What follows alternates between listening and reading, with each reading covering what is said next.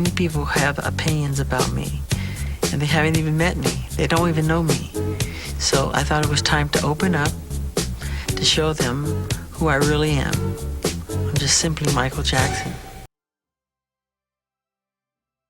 Many people know Michael Jackson through the moments when the world was watching. The moonwalk, the stadiums, the screaming crowds, the costumes, the endless rehearsals. Every part of his public life seemed larger than reality. But there was another Michael Jackson that almost nobody outside his inner circle ever experienced. A man who could spend an entire day without stepping onto a stage.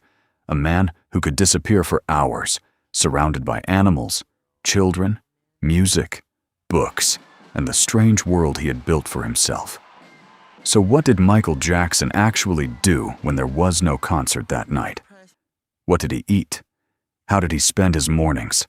How did he stay physically prepared for performances that demanded incredible stamina? And when the music stopped, did he really know how to switch off? The answers were hidden behind the gates of Neverland. To the outside world, Neverland looked almost unreal. There were amusement rides, exotic animals, a private movie theater, gardens, open fields, and miles of space where a person could disappear from the noise of the world. But Michael didn't see it as some extravagant playground. To him, Neverland represented something much more personal. It was a place where adults could become children again, and that idea was deeply connected to Michael himself. He had spent much of his childhood rehearsing, recording, performing, and traveling. Long before he became the king of pop, his life had already been organized around work. So when he finally had the money and freedom to create a home of his own, he built something completely different. He built a world where there was always something to explore.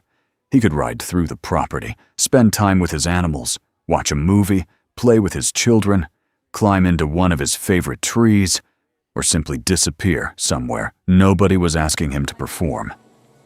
For a man who couldn't walk through an ordinary shopping mall without causing a scene, that kind of freedom was priceless.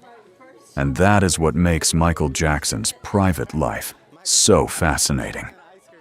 Because behind the extraordinary estate, the unbelievable wealth, and the world's most recognizable face was a man trying to create something surprisingly ordinary. A place where, for a few hours, he didn't have to be Michael Jackson. For Michael, a day at Neverland didn't necessarily begin with a packed schedule. There were no crowds waiting for him outside, no cameras following him from one room to another, and no requirement that every hour had to become a performance. He could wake up and simply stay home. That sounds ordinary, but for Michael Jackson, ordinary was almost impossible. Even the smallest things had become complicated by fame. Going to a restaurant could attract attention. Walking through a store could turn into a media event. A simple trip outside could require security, planning, and people making sure he could move without being surrounded. Neverland gave him the opposite. There was enough space that he didn't have to leave the property to find something to do. He could ride around the grounds, spend time with his animals, explore the hills, or head toward one of the many places where he could be completely alone. And sometimes, the simplest activities were the ones he seemed to enjoy most. Michael loved amusement rides, but he didn't need a crowd of strangers to make them exciting. He could enjoy them privately, with friends or family, without hundreds of people watching his every reaction. The same was true of the property's animals. Neverland became home to an unusual collection of creatures, and Michael spent considerable time around them. Some became famous in their own right, but for him, they weren't simply attractions. They were part of his everyday environment. That distinction mattered, because Neverland wasn't really about showing the world how much money Michael Jackson had. It was about creating a place where he could control what happened around him. He could decide who entered. He could decide where he went. He could decide when the outside world disappeared. And that freedom became even more important as his fame grew. The more recognizable Michael became, the harder it was for him to experience the basic freedoms that ordinary people rarely think about. Shopping, walking around, playing outside, going somewhere without being recognized. At Neverland, he could finally do some of those things. But there was another part of his daily life that was much less extraordinary than the estate itself: food. And despite the image people had created around Michael Jackson, his meals weren't always some carefully controlled celebrity diet. Sometimes they were surprisingly simple, and sometimes they were anything but healthy. Once Michael became a father, Neverland changed again. The property was no longer simply a private escape for one of the most famous performers in history. It became a place where Michael could create a completely different kind of life for his children. Prince, Paris, and Blanket grew up surrounded by things most children could only imagine: rides, animals, enormous gardens, movie theaters, and enough space to spend an entire day without ever needing to leave the property. But Michael wanted something much more important than luxury. He wanted them to experience a childhood. The public often saw his children wearing masks or having their faces covered when they appeared outside. At the time, people had countless opinions about it.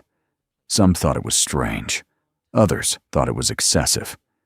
But behind the decision was a much simpler concern. Michael knew exactly what happened when the world became interested in your family. Photographers could follow them. Strangers could recognize them. Even a simple trip to a store or an amusement park could become a media event. So Michael tried to create a separation between his children's private world and the enormous attention surrounding their father. Inside Neverland, they could simply be kids.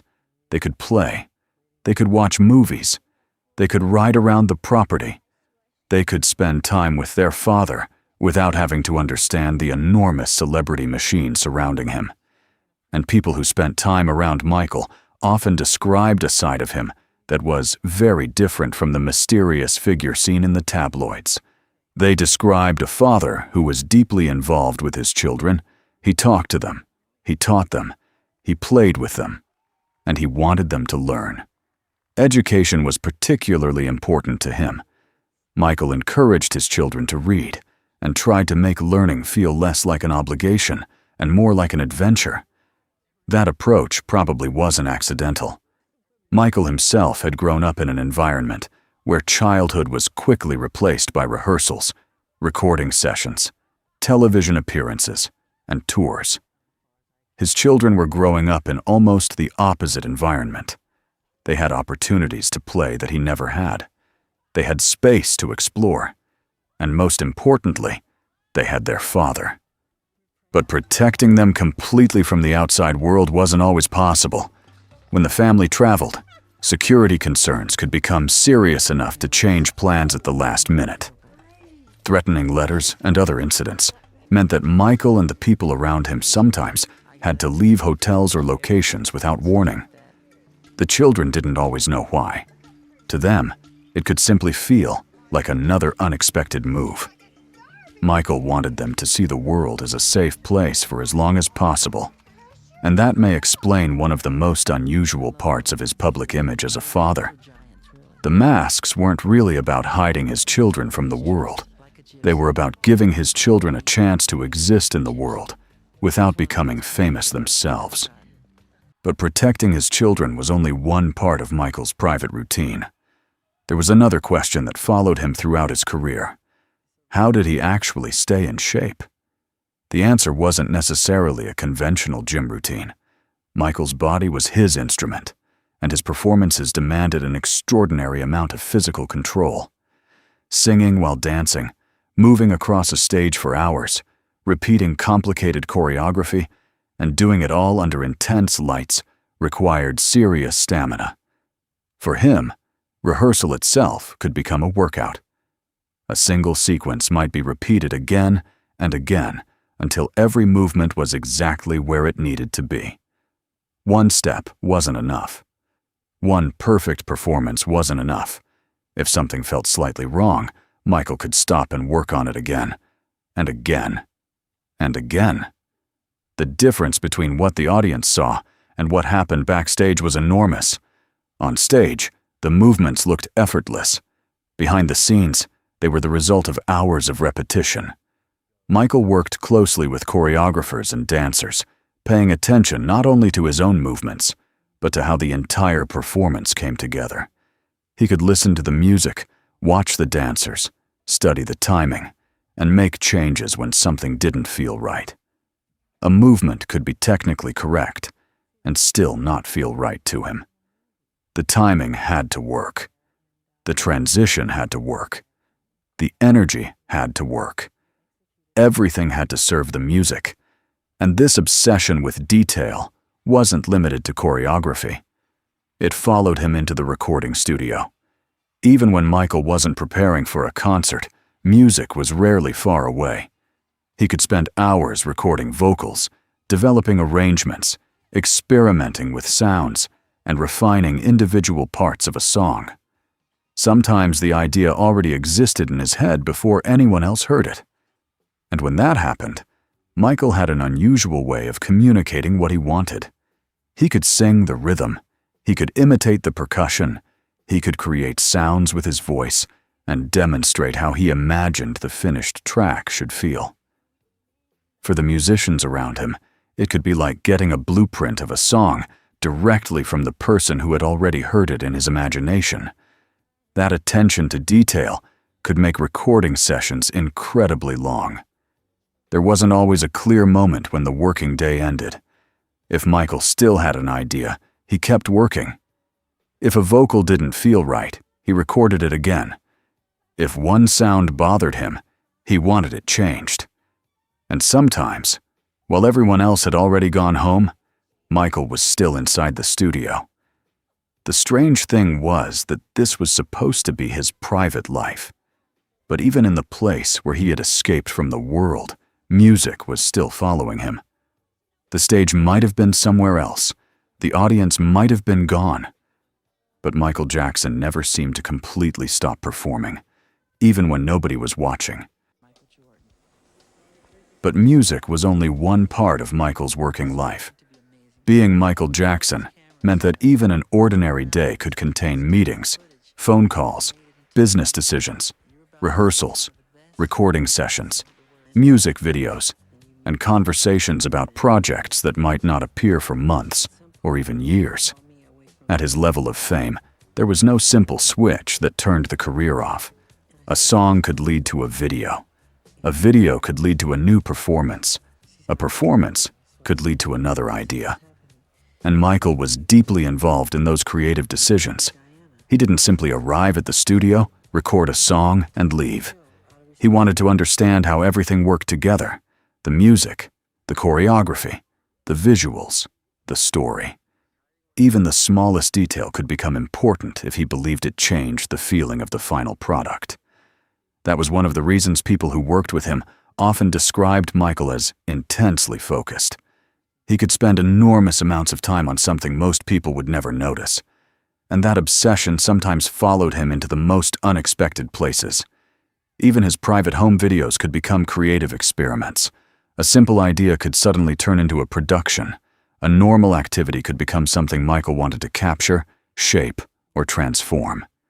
There was also another problem that came with being Michael Jackson. Privacy itself had become a luxury. Imagine wanting to go shopping like everyone else. You walk into a store, you push a cart through the aisles, you look at products, you buy something. For almost anyone else, that's completely ordinary. For Michael Jackson, it could be impossible. The moment he appeared in public, people recognized him. Crowds formed. Photographers appeared. And something as simple as buying groceries could turn into chaos. So Michael found another solution. Instead of going to an ordinary supermarket, the environment could be recreated privately. A location could be closed. People he knew could be placed inside. Everything could be arranged to look like a normal shopping trip.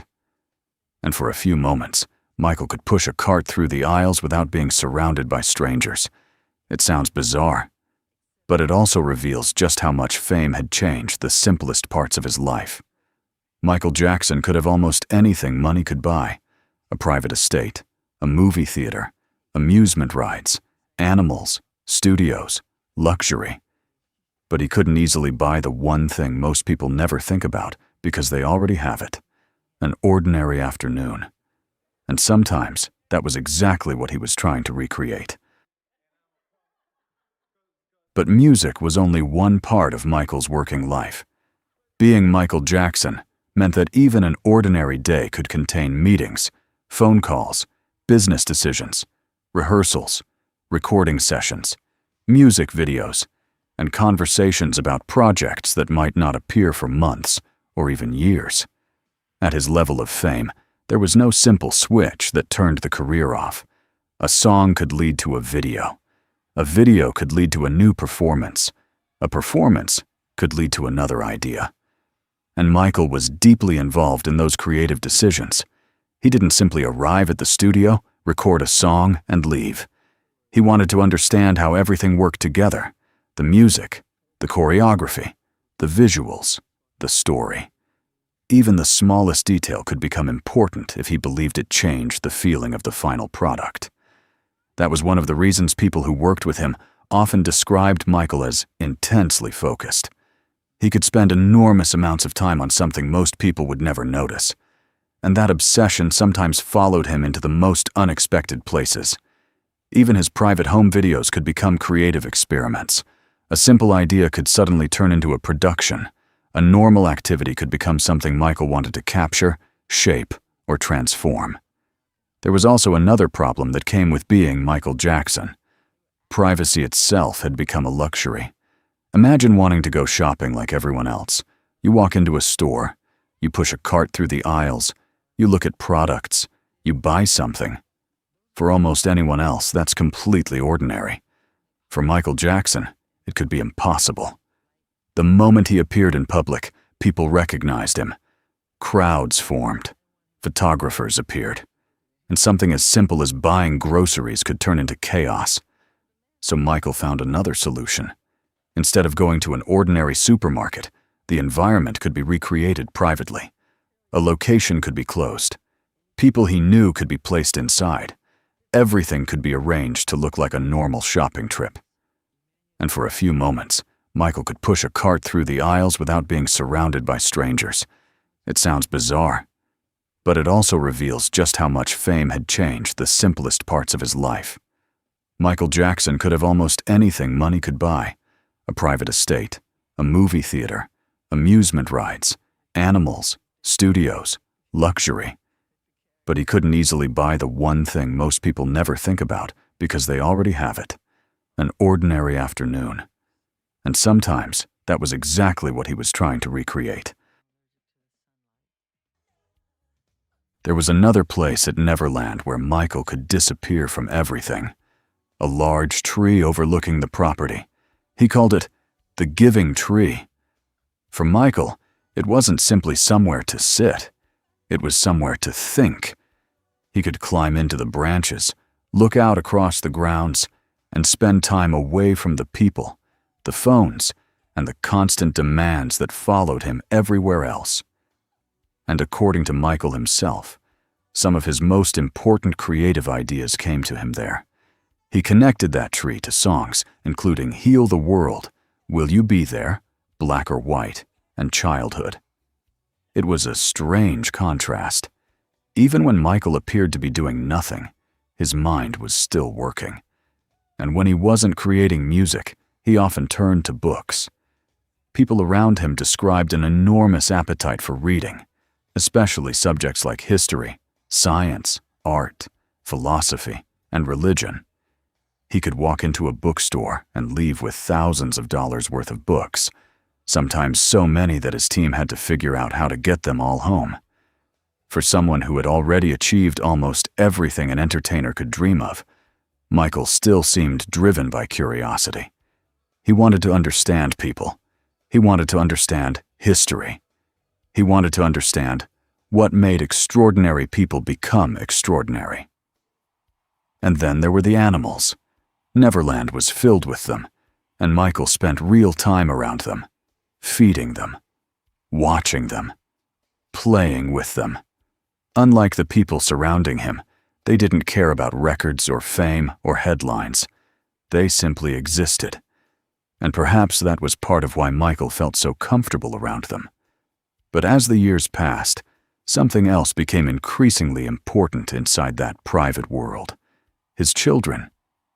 Prince, Paris, and Blanket changed what Neverland meant to Michael. The rides were still there.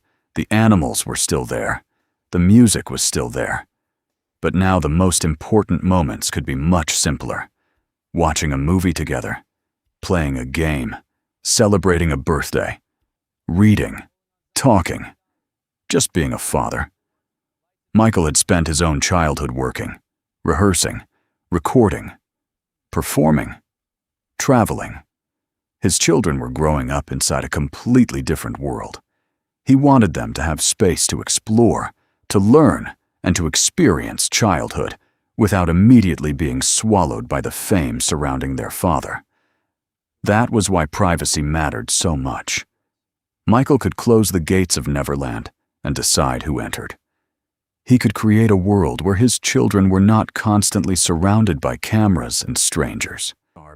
And when you look at his life from that perspective, the luxury starts to mean something different. The rides weren't just rides. The private theater wasn't just luxury. The enormous grounds weren't simply there to impress people. They gave Michael freedom. Freedom to move, freedom to think, freedom to create, freedom to be with his children, and most importantly, freedom to disappear. The world knew Michael Jackson as the king of pop, but behind the gates of Neverland, there was another Michael, a father, a creator, a reader, a man who loved animals, music, and imagination, a man who had spent his life being watched and built a place where, for a little while, he didn't have to be. Neverland wasn't simply a mansion. It was the world Michael created when the real world became too loud. And maybe that's the part people understood least. He had almost everything money could buy. But what he seemed to value most was something far more ordinary: privacy, childhood, and a normal life. That was the Michael Jackson most people never got to see. Talk to people who study performance history.